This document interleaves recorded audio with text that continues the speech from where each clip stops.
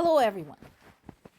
The fact that the war with Ukraine was destroying Russia is kind of keen eye for the obvious. Everybody knows that. But okay, Trump gets a point because he got this one right.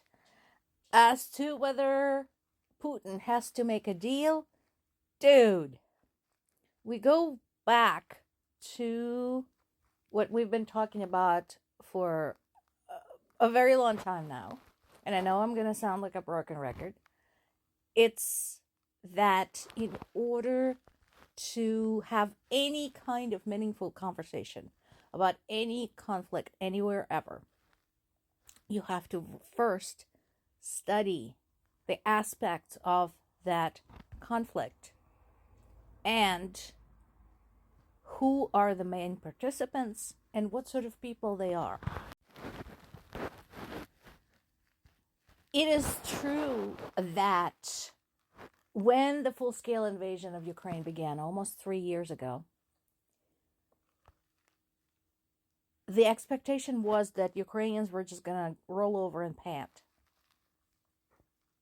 They were expecting to have a big victory parade in Kyiv, literally within a week. That did not happen. Ukrainians have been fighting like angry buzzsaws ever since then, every single day, every single hour, for 3 years. So, the war has been a drain on Russian economy. We're going to mention something later, a number that will shock you. It's been a drain on Russia's resources. It contributed to Russia's isolation from the rest of the world.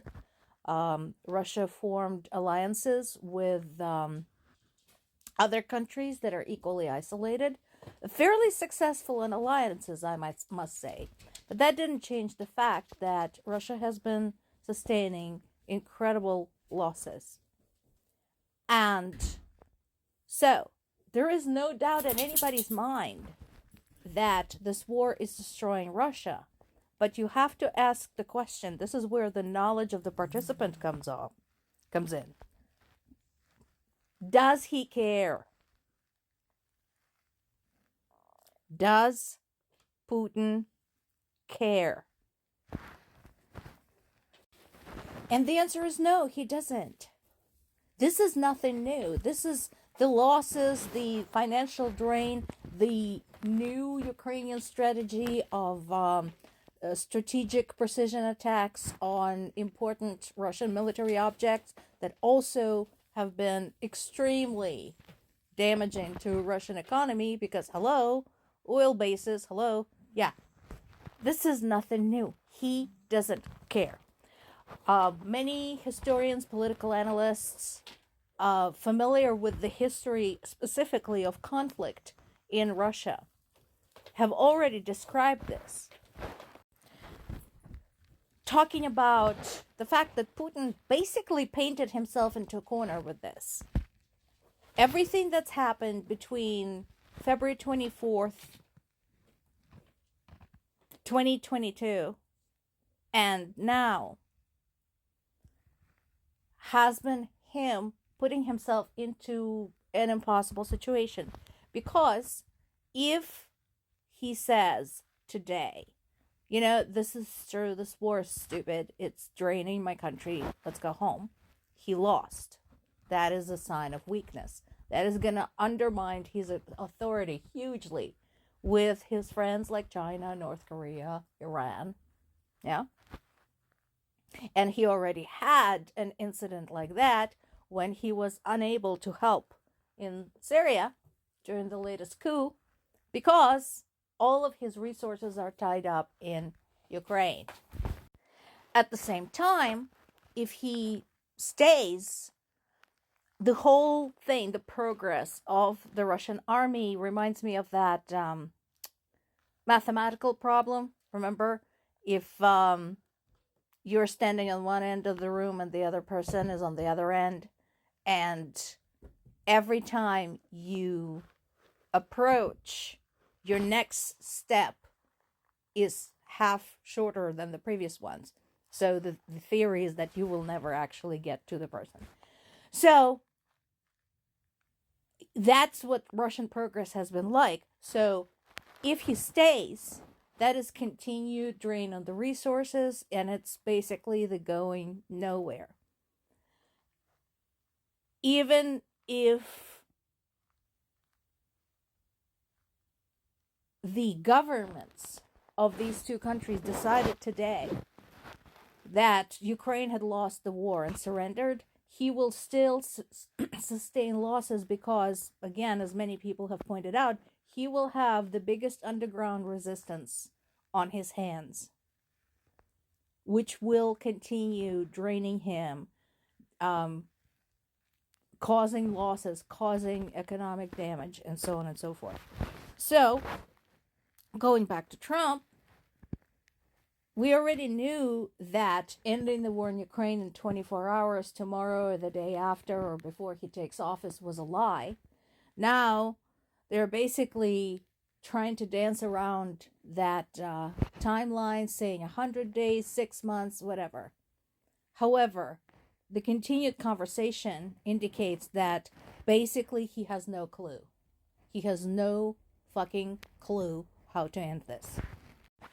Macron is back to his original stance, talking about Europe not counting on the US for any help. And he's right. They shouldn't. And again, since this is up close and personal for Europe, they should be shoring up their military spending and consider what the options are. Now, updates on POWs. We actually have some important points here. So, some time ago, last week, Ukrainian forces in the Kursk region of Russia were able to capture some North Korean soldiers, 2 of them, brought them in for interrogation. And so far, apparently, those 2 soldiers told Ukrainian security services that, yes, it's true, North Korean forces are sustaining very heavy losses. They're basically used as cannon fodder. A lot of them didn't know where they were going. A lot of them didn't know there was going to be real fighting. They were told that they were going in for military training. So, one of these soldiers was conscripted when he was 17 and has been serving ever since. So, again, my question is to the people of North Korea, and actually to anybody else hanging out with Russia. This is what Russia does to its allies. It uses you until it has no need for you, and then it throws you out. What are you going to do? Also, Ukraine State Investigation Bureau detained 2 Ukrainian generals and a colonel suspected of negligence. So basically, they're talking about the defense of Kharkiv region in 2024. While it saddens me that such steps are necessary, that there are such weaknesses in the Ukrainian army, I'm glad that they're keeping people accountable. This is what I was talking about. So, 2 things. One about being Russia's friend, and another thing about being in trouble economically. So, Transnistria is saying that they're ready to buy gas from Moldova. That's the same Moldova they had split off from because they wanted to be friends with Russia. And now they have no heat. 2, Russia recorded a budget deficit of more than 3 trillion rubles for the 3rd year running. The 3rd year. Why? What could it be? What happened 3 years ago that could be such a drain on Russia's budget? Yeah. Finally, this is a developing story. I'm following this. Turkey had arrested a vessel which was transporting drones and ammunition to Russia. So, I don't know the details on this. Waiting for more info. So, more to come.